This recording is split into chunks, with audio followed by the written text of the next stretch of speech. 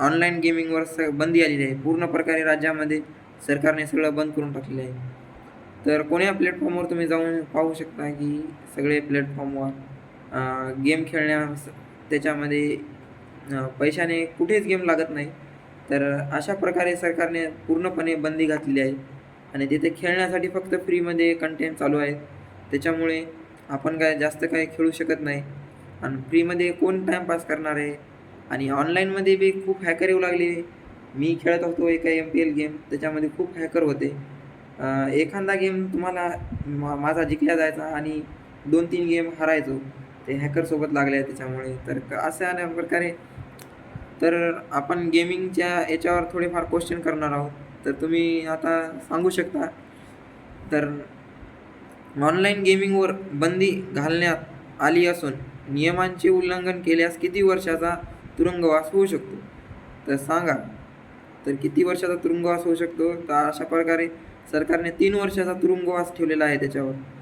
तर तुम्ही online game जर खेळला त्यात पैसे वगैरे टाकून, नाहीतर काहीतरी करून खेळला गेला तो गेम आणि त्यांना जर कळाले असे होत आहे कोण्यातरी प्लॅटफॉर्मवर, तर ते 2 कोटीचा असा काहीतरी त्यांचा पैशांची रक्कम ते वसूल करणार आहेत आणि 3 ते 5 वर्षासाठी तुरुंगवासाची शिक्षा होणार आहे.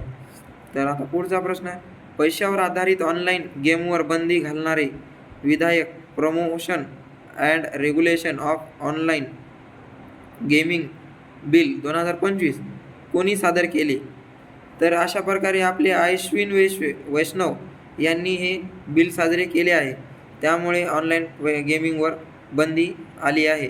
तर अशा प्रकारे पुढचा क्वेश्चन, 130वे घटना दुरुस्ती विधेयक 2025 कोणाद्वारे मंडळात आलेले आहे?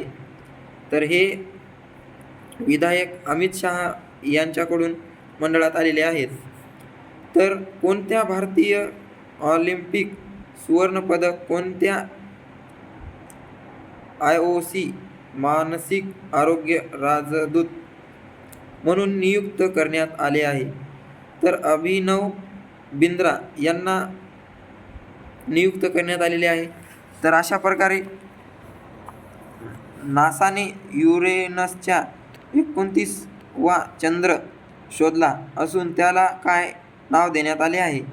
तर त्याचे नाव S25 म्हणजे S2025U1 असे नाव देण्यात आलेले आहे. तर पुढचा प्रश्न, फुटबॉलमध्ये सर्वाधिक 1391 सामने खेळण्याचा विश्वविक्रम कोणी केलेला आहे? तर फॅबियो डेव्हिसन लोप्स मेसियल याने केलेला आहे. आणि सर्वाधिक फुटबॉलमध्ये विक्रम दर्शवले आहे. असे 1391 त्याने सामने जिंकून असा विश्वकप जिंकलेला आहे. तर पुढे हॉकी आशिया चषकासाठी भारतीय संघाची घोषणा करण्यात आली असून कर्णधार पदाची जबाबदारी कोणाकडे सोडवण्यात आली? तर हरमनप्रदीप सिंग यांच्याकडे ही जबाबदारी सोडवण्यात आलेली आहे. तर NCC संचालनालय महाराष्ट्राचे अतिरिक्त महासंचालक म्हणून कोणाची नियुक्ती करण्यात आली? तर विवेक त्यागी यांची नियुक्ती करण्यात आलेली आहे. नुकतेच झालेल्या सायपन इंटरनॅशनल 2025चा किताब कोणी जिंकला आहे? तर तान्या हेमंत यांनी हे जिंकलेला आहे इंटरनॅशनलचा 2025चा किताब. तर रशियाने 2036 पर्यंत व्हेनेरा डी मोहीम कोणत्या ग्रहावर पाठवण्याची घोषणा केली आहे? तर ही रशियाने 2036 पर्यंत व्हेनेरा डी मोहीम शुक्र ग्रहावर पाठवण्यासाठी प्रक्रिया आणि घोषणा केलेली आहे. तर अशा प्रकारे आपले आजचे वन लायनर GK समाप्त झालेले आहे. आणि अशाच GKसाठी तुम्ही आमच्या चॅनलला जोडू शकता आणि सबस्क्राईब करून ठेवा.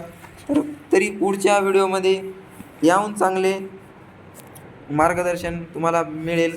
आणि अशाच एका चांगल्या याच्यासोबत तुम्हाला मार्गदर्शन भेटतील आणि दररोज तुम्हाला की जी केचे क्वेश्चन भेटतील 9 ते 10 अशा प्रकारे तुम्ही आपल्या चॅनलवर जोडून राहा. तर लाईक करा आणि सबस्क्राईब करा. धन्यवाद.